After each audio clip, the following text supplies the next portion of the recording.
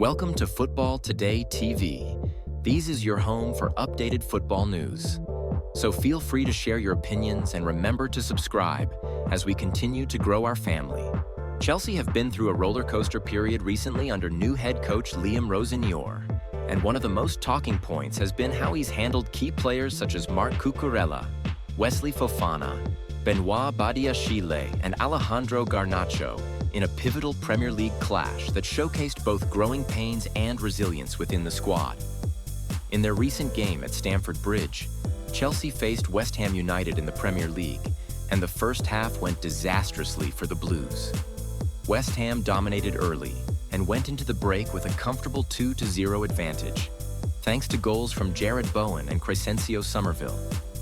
Chelsea looked disjointed, slow, and far from the standard expected of a club with ambitions of European football and a top-4 finish. Many fans expressed frustration at halftime, even booing the team off the pitch. A rare sight at home for a club of Chelsea's stature. One major talking point from that first half was the performance of some big names. Players like Alejandro Garnacho, Benoît Badiashile, and young defender Jorel Hato struggled to impose themselves and were substituted at halftime. Rosenior's decision to take them off surprised some supporters, but the reactions of the players and the coach afterwards said a lot about the challenge Chelsea face as they try to balance youth, experience, and tactical clarity. After the game, Rosenior defended his decision to remove some of those players and stressed that it wasn't meant as a personal criticism of them. Speaking to reporters, he called Garnacho, Badiashile, and Hato outstanding players, despite hooking them at halftime, and explained the halftime changes were aimed at fixing Chelsea's collective functionality rather than targeting individuals. The coach pointed out that the team simply didn't show the energy, cohesion, or decision-making required in the first 45 minutes. A collective problem that needed correcting. That defense of his players was significant because it showed Rosenior was trying to foster confidence while still being honest about the team's shortcomings. Chelsea's squad is filled with talented individuals, but figuring out how to make them perform as a unit, especially in a season packed with competitions, requires fine balance and tough calls from the manager. The changes Rosenior made at halftime had an immediate and dramatic effect. He brought on Marc Cucurella, Wesley Fofana, and João Pedro, all of whom contributed directly to the comeback.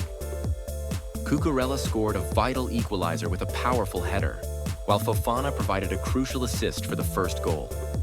That shift in personnel and shape helped Chelsea turn what looked like a confidence-sapping defeat into a sensational 3-2 comeback victory. Earning the winner in the 91st minute was Enzo Fernandez, whose late strike completed the turnaround and sent Stamford Bridge into jubilation. This comeback was historic for Chelsea.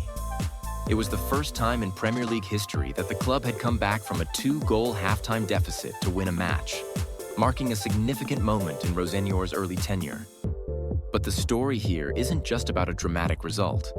It also highlights the ongoing process of team identity building under Rosenior. The head coach was appointed just weeks ago, and his approach has been a mixture of tactical discipline and belief in squad depth.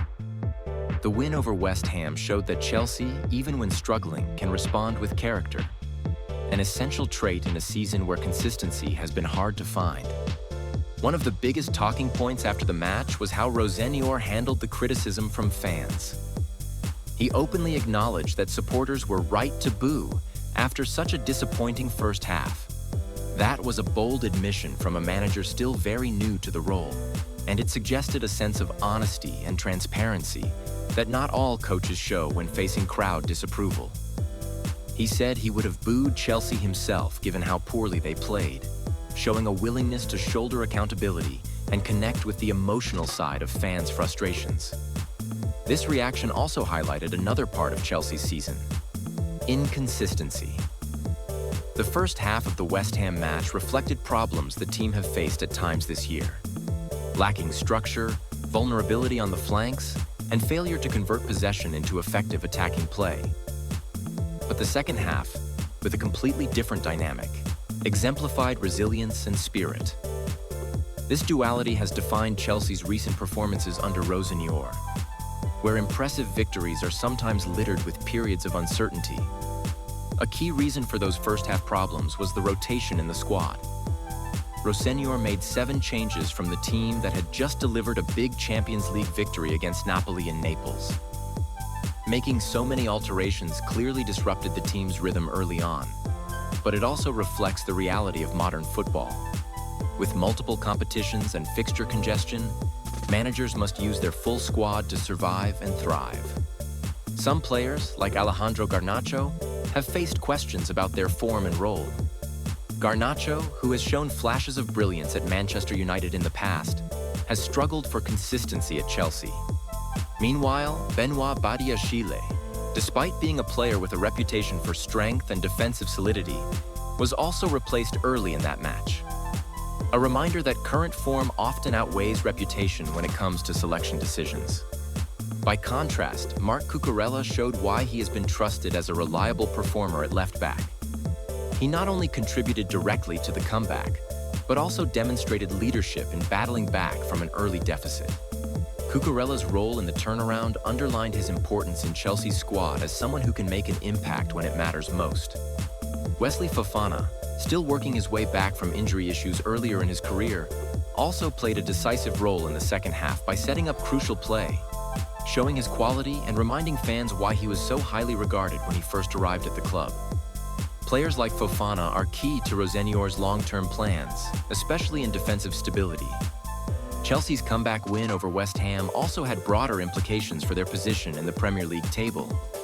The 3 points kept them in a strong spot, climbing up to 4th place, a position that offers Champions League qualification and is vital for the club's ambitions. The importance of results in these moments cannot be understated, as every point matters when chasing a top-4 finish in such a competitive league. Beyond the Premier League, Chelsea's season has been marked by competitive involvement in European football. A recent Champions League victory over Napoli ensured they progressed straight into the round of 16 without needing playoff matches, another positive sign of Rosenior's impact and squad depth. In that game, João Pedro was the standout performer with 2 goals that secured the win, demonstrating that Chelsea can perform against top-level opposition when firing on all cylinders. Despite these positives, there are still questions about consistency and squad balance. Getting the best out of a mix of young talent and experienced professionals is a balancing act that will test Rosenior's tactical adaptability throughout the rest of the season. What has been clear so far is that he isn't afraid to make bold decisions when needed, whether that's substituting big names at halftime or pushing players to respond to adversity. For players like Alejandro Garnacho, the season could be a defining one. He has shown glimpses of quality and flashes, but his consistency will be key if he wants to cement his place in the starting lineup. Meanwhile, defenders like Badiashile will need to shrug off setbacks and respond in training and in matches if they hope to regain regular selection. Overall, Chelsea's dramatic comeback against West Ham was emblematic of the club's current journey. There are highs and lows, moments of brilliance and periods of struggle, and a sense that Rosenior's leadership will be judged on how well he ties these elements together. It was a breakthrough victory in more ways than one, a demonstration of spirit, tactical flexibility, and the potential for growth as the team adapts to a hectic season. Fans will surely remember that match not just for the result, but for what it said about Chelsea's character under a new manager.